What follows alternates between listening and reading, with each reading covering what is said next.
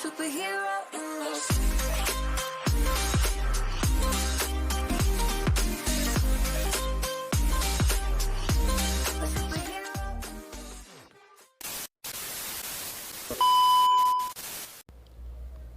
Assalamualaikum warahmatullahi wabarakatuh.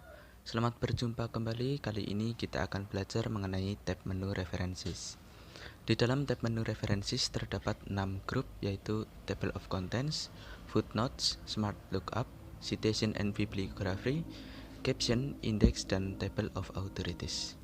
Saya sudah mempersiapkan makalah sederhana untuk praktek materi kita kali ini. Nah, pertama kita akan menjelaskan mengenai apa itu tab menu references. Secara garis besar, tab menu references berisi tools-tools atau peralatan yang dapat digunakan untuk menambahkan rujukan atau referensi yang berkaitan dengan dokumen yang cukup kompleks seperti buku, makalah, skripsi, dan tugas-tugas lainnya. Di dalam tab menu references ini terdiri dari 6 grup, yaitu table of contents, footnotes, citation and bibliography, caption, index, dan table of authorities. Yang pertama ada table of contents. Table of contents biasa kita sebut sebagai daftar isi. Tentu saja untuk membuat daftar dari konten-konten dalam dokumen yang sedang kita buat dengan otomatis. Di menu table of contents ini terdiri dari 3 icon perintah. Yang pertama ada menu table of contents, digunakan untuk pengelolaan daftar isi. Kita bisa menyisipkan daftar isi di icon perintah yang satu ini. Kemudian yang kedua ada perintah add text. Sebelum kita menyisipkan daftar isi, kita perlu membuat terlebih dahulu konten-konten yang akan kita sisipkan, yaitu caranya dengan mengubah teks tertentu menjadi judul, subjudul, atau di sini disebut sebagai level 1, level 2, dan seterusnya. Yang ketiga ada perintah update table, digunakan untuk memperbaharui daftar isi yang telah kita buat sebelumnya. Kita akan langsung coba. Nah, ini adalah bentuk daftar isi yang kita input secara manual, namun ini sangatlah tidak efektif karena apabila dalam sebuah dokumen yang kompleks kita perlu menginput satu-satu sekaligus menginput halamannya, ya, nomor halamannya. Nah, kita hapus dulu ya, dan kita akan langsung coba praktek.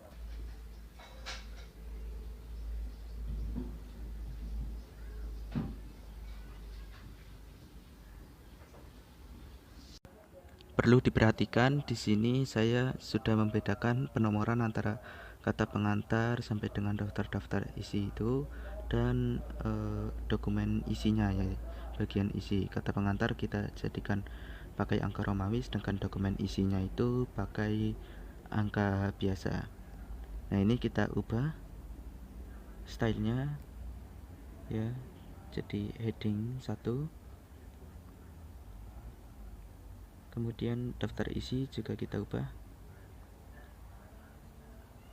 pakai text, kita rata tengah. Daftar gambar, jadi secara default level 1 di Microsoft Word itu sama dengan heading 1, ya teman-teman.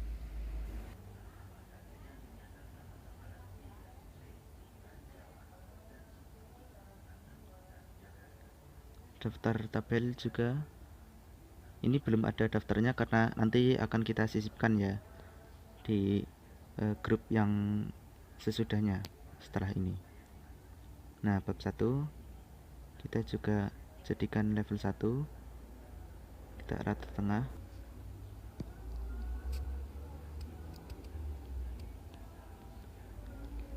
Lalu untuk latar belakang kita jadikan level 2. Rumusan masalah juga level 2.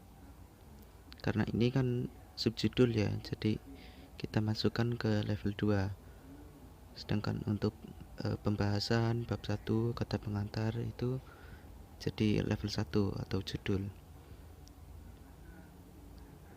Tab references level 2. Table of contents level 2. Nah, udah. Coba kita masukkan dulu daftar isinya, ya. Caranya kita pilih table of contents, bisa pilih di sini ada menu-menunya. Ini kalau misal kita mau input ya, ini saya pilih ini ya, itu ada gaya-gaya penulisannya, saya pilih formal. Dan ini tab reference nya itu jadi level 1, ini ada kesalahan ya. Nah, ini udah benar, udah jadi, tinggal kita ubah atau kita edit. Di sini bab 1 sama pendahuluannya itu biasanya kan jadi 2 baris ya, itu jangan pakai enter, tapi kita masuk ke menu page layout, breaks, dan text wrapping. Kita coba. Nah, ini yang bab 2 kita coba pakai enter dan akan melihat nanti perbedaannya di mana gitu. Terus kita langsung input juga ya yang lainnya biar daftar isi yang kita buat itu lengkap. Semuanya kita input.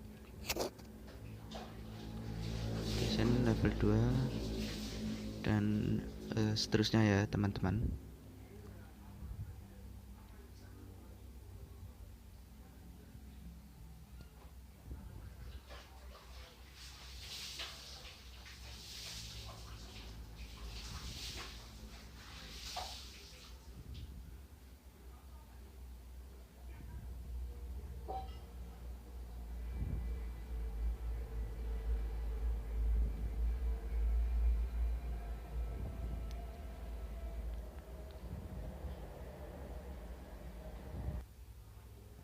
Oke, udah semua, tinggal kita update table. Ini ada 2 pilihan. Ini untuk nomor halaman tidak ada perubahan karena tidak ada perubahan pada nomor halamannya, dan kita pilih yang kedua. Oh, ini ada kesalahan di indeks ya. Coba nanti kita ubah dulu. Index, citation, caption. Nah, ini ya ada kesalahan, kita ubah. Kemudian kita update table lagi. Oke, udah. Dan ini ada perbedaan font. Nah, oke, bisa dilihat ya, bab 1 sama bab 2 nya itu juga beda kalau yang pakai enter sama yang enggak pakai enter gitu. Nah ya, yang bab 1 tetap jadi 1 baris di dalam daftar isi, sedangkan yang bab 2 ada double penomoran halamannya gitu. Jadi kita ubah dulu pakai text wrapping.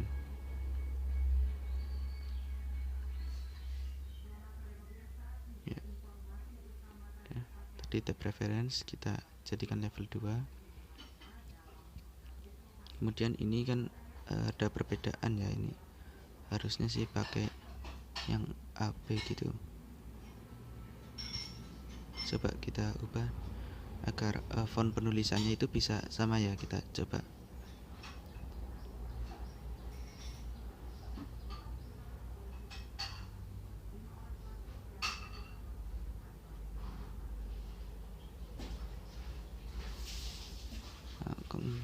Gimana, ntar.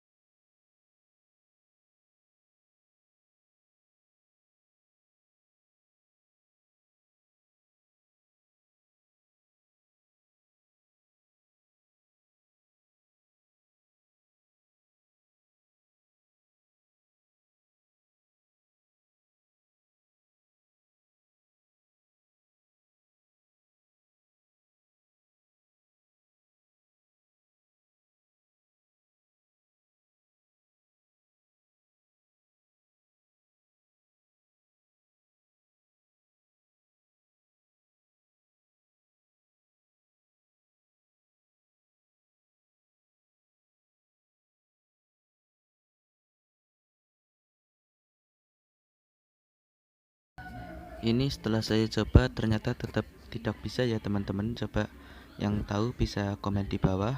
Mungkin ada kesalahan dalam pengaturan dokumen ya, mungkin dari halamannya atau dari stylenya.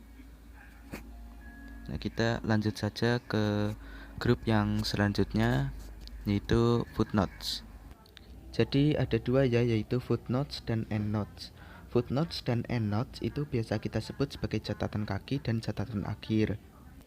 Fungsinya yaitu untuk menjelaskan, berkomentar, atau menyediakan referensi sebuah teks ke dalam dokumen.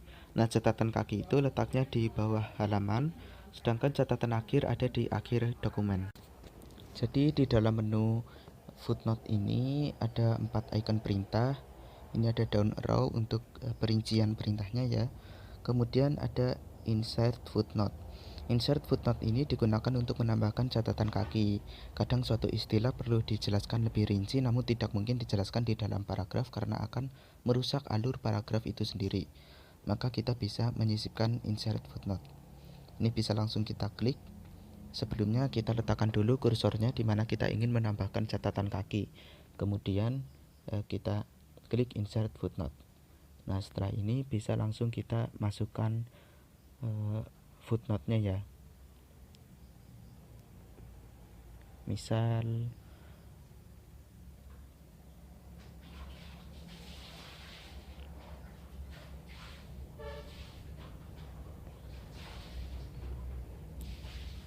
Oke. Kemudian untuk insert endnote ini fungsinya sama ya cara penggunaannya. Nah, nanti letaknya akan berada di akhir halaman dokumen, akhir dokumen seperti ini. Kita bisa langsung masukkan inputnya, itu bisa berupa sumber referensinya, kemudian bisa juga penjelasan, atau bisa juga ya hukum atau penjelasan-penjelasan lain gitu. Ini misal kita masukkan sumber dari teks, sumber kutipan teks. Bentar. Oke.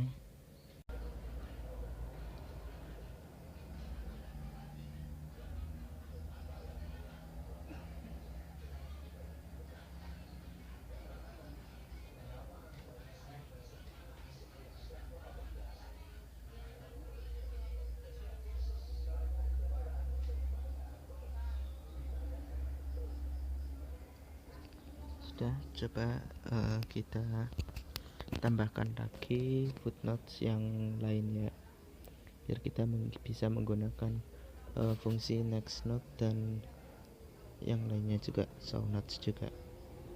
Coba ini yang kedua, kita tambahkan footnote adalah catatan kaki. Ini berfungsi untuk menjelaskan sebuah kata berarti ya teman-teman. Nah, kemudian seperti ini udah jadi sebenarnya, tapi biar lebih jelas coba kita nanti tambahkan lagi footnotes di halaman yang lain. Nih, jadi halaman selanjutnya. Caption ini penurunannya berlanjut ya, jadi nomor 3 caption. Nah, untuk mengubahnya ini kita sebenarnya bisa mengubah penomoran. Jadi di sini bisa kita ubah untuk tiap paragraf itu nanti bakal ngulang lagi dari nomor 1. Apply. Nah, udah jadi nomor 1 ya. Jadi nah ini nomor 1, nomor 2, tapi nanti di halaman lain bakal ngulang lagi dari nomor 1. Selanjutnya kita beralih ke menu citation dan bibliografi. Citation dan bibliografi ini berfungsi untuk menambahkan sumber atau rujukan dari teks yang kita tulis. Nah, sumber atau rujukan ini fungsinya diantaranya untuk menghindari plagiasi dan juga untuk memastikan validasi dari dokumen yang kita buat. Biasanya digunakan dalam dokumen-dokumen ilmiah. Di menu grup citation dan bibliografi ini ada 4 icon perintah. Yang pertama ada insert citation. Ya, ini fungsinya untuk memasukkan itu citation. Di sini ada pilihannya, bisa buku, jurnal dan lain-lain. Nah, untuk menambahkan citation ini kita bisa memasukkan nama pengarangnya ya, atau nama penulisnya. Itu ada nama depan, nama akhir dan nama belakang. Ini kita klik add kalau misal ada lebih dari satu penulis atau pengarang. Kita masukkan kembali nama depan, nama Jadi kalau misal nama penulis ya atau nama pengarangnya itu lebih dari 4 kata, kita bisa menambahkan yang 2 kata di tengah itu jadi di bagian middle. Jadi untuk nama depan dan nama belakangnya itu hanya satu kata satu kata. Ya, ini kita bisa mengatur posisinya. Ya, kalau sudah tinggal kita klik OK. Kemudian kita input judulnya. Ya. Ini kita input judul, kemudian tahun, kota, dan penerbitnya. Nah, untuk yang jurnal dan lain-lain itu sebenarnya sudah ada ya, sama hampir mirip.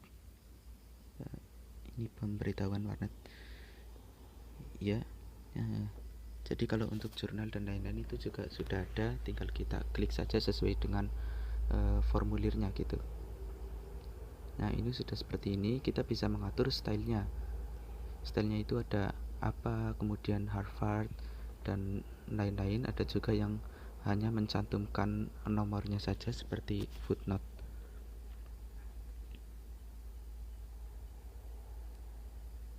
Ya, kita pilih yang ini saja.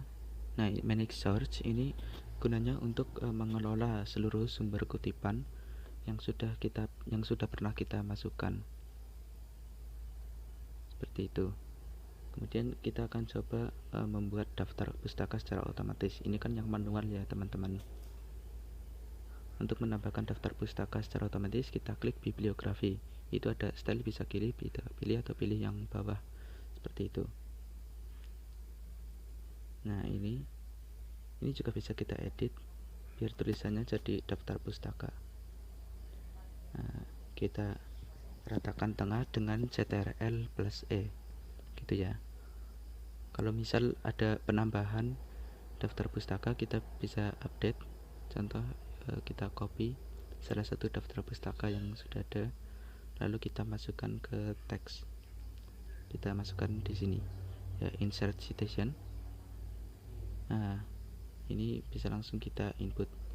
Untuk nama bisa kita langsung ketikkan atau seperti tadi ya, teman-teman. Ini kita ketikkan saja, kemudian tahunnya, lalu kita hapus. Coba judulnya karena tadi mengcopy ya.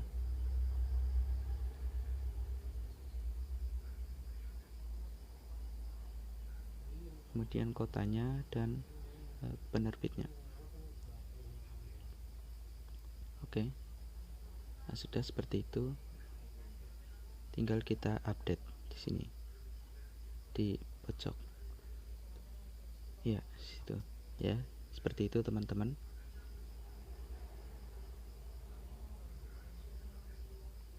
Kita lanjut ke menu caption. Dalam menu grup caption ini terdapat 4 icon perintah. Yang pertama itu ada insert caption, fungsinya untuk menambahkan keterangan gambar atau ilustrasi. Di sini coba kita praktekkan. Ya, klik insert caption. Kemudian di sini kita bisa memilih ada table ya dan lain-lain. Kita tambahkan ya, klik new, terus ketikan gambar gitu, maka akan muncul otomatis gambarnya satu. Lalu kita tambahkan judulnya ya atau keterangannya. Setelah itu kita pilih bisa di atas atau di bawah ya. Kemudian kita pilih penomorannya, bisa pakai angka Romawi, kemudian angka biasa seperti itu. Lalu kita klik OK. Maka di sini langsung akan muncul di bagian yang bawah. Ya, selanjutnya ada icon perintah insert table of figures. Ya, jadi kita bisa menyisipkan daftar gambar ya atau daftar ilustrasinya. Di sini ada cross reference, itu fungsinya hampir sama seperti cross reference yang ada di tab menu insert. Ya. Oh iya, lalu ada satu lagi update table, itu fungsinya hampir sama seperti pada update table di table of contents. Coba kita akan menyisipkan daftar gambar. Nah, di sini ada stylenya, gaya penulisannya kita pilih formal. Ya, bebas sih teman-teman mau milih apa, saya pilih formal. Lalu coba kita tambahkan yang lain, gambar-gambar yang lain ya.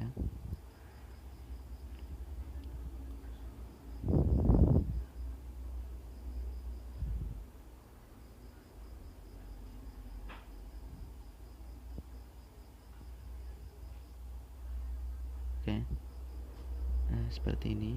Lalu kalau kita mau coba keterangan yang ada di atas gambar itu, maka kita ketikkan terlebih dahulu sama ya, lalu kita pilih yang atas. Nah, seperti ini ya, lalu kita masukkan yang lain, kita tambahkan semuanya, lalu nanti kita akan update tabel.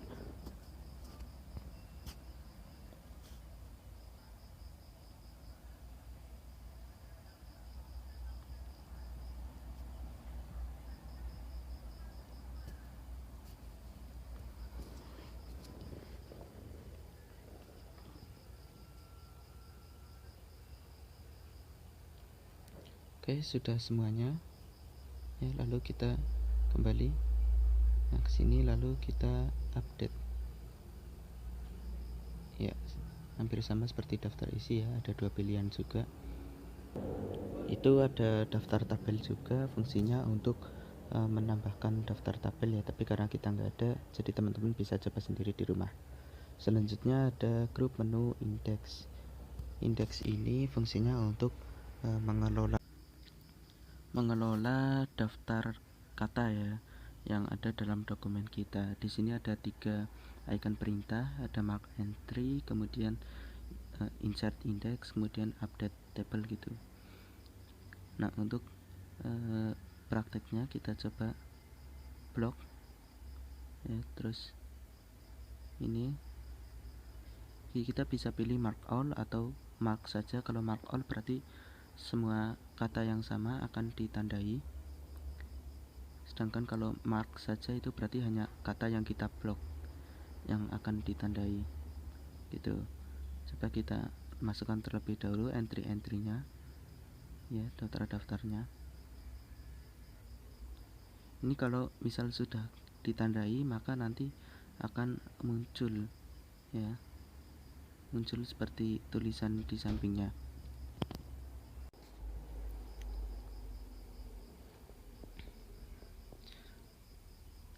Oke, nanti kalau sudah kita klik home, lalu pilih yang seperti huruf paragraf gitu ya, seperti huruf P, lalu akan hilang. Nah, untuk menambahkan daftar indeks, kita bisa klik di references, di insert ya. Ini juga ada gaya penulisannya. Oke.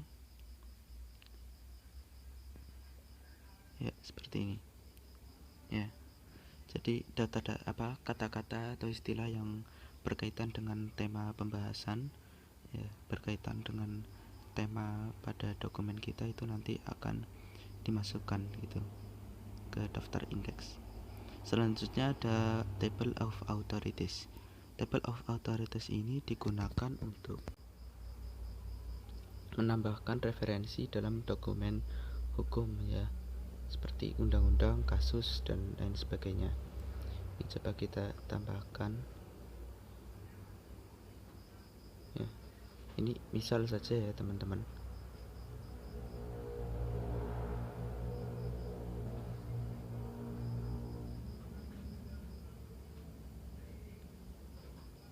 Ini kita tambahkan hanya untuk tambahan aja, karena sebenarnya table of authorities ini kita jarang digunakan seperti itu. Lalu kita tambahkan daftarnya ya. Misal kita tambahkan di sini ya, di bawah indeks coba. Nah, ini langsung kita tambahkan, kita bisa pilih kasus atau undang-undang atau aturan hukum. Nah, lalu akan muncul seperti ini. Contoh dalam penggunaannya itu misal ada Baldwin v Albert, ini salah satu contoh kasus ya. Nah, kita tambahkan, lalu kita hilangkan dulu.